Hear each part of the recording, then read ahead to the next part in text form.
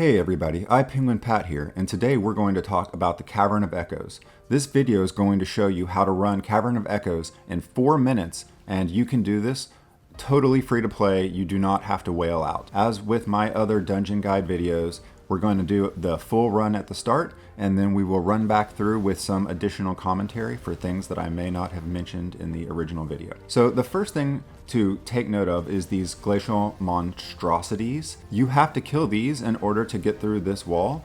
So it's really important to have at least one player rush ahead and get them to ambush you. Otherwise, you have to wait at the end and it just adds time to your run. Once you get through the barrier, this giant monkey boss will come in and you will have to burn him down. I switched over to a higher single target DPS attack, and this is a place where having things like Mastermind Paragon or Crusaders can be extremely helpful. The first phase is pretty simple, and after the first phase he cracks this floor and knocks you down. And from there he starts doing this rolling attack all around the room, which can be a little bit difficult to evade. One thing that's helpful to keep in mind is that you can see the path, so if you have an attack that has travel time, you can actually start shooting it to where he's going. This is not a difficult boss, but if you let him roll around the room a lot, it can add a lot of extra time to your run. The next part is a 2-phase run to the last boss area, and halfway through this first part, you get ambushed by a bunch of monsters, so it's good to just kind of work together as a group to burn them down as quickly as possible. You can't get through the end spot any quicker, so there's not any value in running past to get to that spot until that group is mostly dead. You might have one person maybe leave a little bit early, but it doesn't do you any good to have somebody just waiting at the end. This next spot I see a bunch of parties lose time on because they rush too much. You see, many people will just try to run to the end, but you have to kill most of these monsters anyway, so it doesn't really do you any good to have your whole party run to the end. Typically, I recommend having one person run ahead and then have the rest of the group just kind of hit everything as you run through here. By the time everybody reaches the end, those last monsters should be spawned, and you should have everything killed and be able to keep moving forward. It'll slow you down a lot more if you get to the end and kill everything here, and then have to circle back because you didn't kill enough enemies on the way through. Plus, I'm just an advocate for killing as much stuff as quickly as possible because I like getting gems and legendary gear in the mail. This boss seems to be one of the most misunderstood bosses by players that are inexperienced. I want to give quite a few tips on this one. To start with, you have to kill what ends up being 3 small packs of monsters before he will pop up. The first pack is there when you enter the room, and the next 2 packs spawn to the right and then up and to the left from where the original pack are after you kill the original pack. The top left monsters have more health, so your highest DPS class should be there. For ranged classes, those walls will block projectiles, so beams tend to work a little bit better. The first time he goes under, his beam comes back at 4 o'clock and 10 o'clock, so as long as you're standing either at 12 or at 6, you'll be safe. The 2 packs here will spawn to the left. As soon as you kill those 2 packs, he will pop back up. Again, we have another burn down phase, and this goes way better when your players are not dead, so it's really important to not have people get beamed. This time when he goes under, he will have 3 beams, so standing at 6 o'clock or at the bottom is definitely the safest spot to be. 2 packs will appear on the right side, and again, as soon as you kill those 2 packs, he will pop back up. In this phase, you do have to be careful about those runner mobs that run off and don't get killed with the rest of them.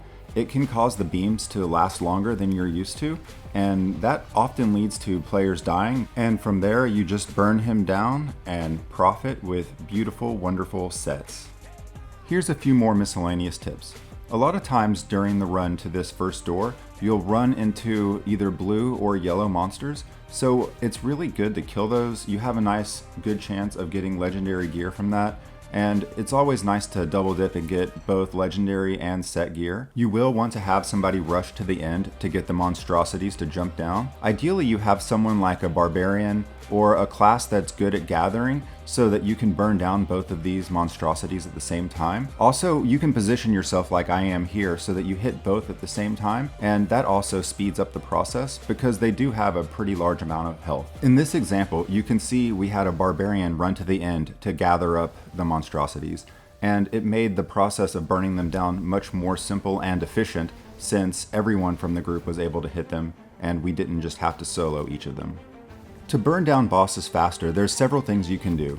Having a player in your party use Mastermind is a big help. Of course, Crusaders are always a big help with Banner. Another underrated and sneaky thing is the 4-piece Vithu set. Any class that can consistently buff their party will benefit from using the Vithu's 4-piece set. Things like Smokescreen for Demon Hunters are really underrated because it can buff the entire party and themselves as well. Obviously with Crusaders, Conjuration of Light, or even you can use the Daybreak chest with Consecration to provide the Vithu's buff to everyone.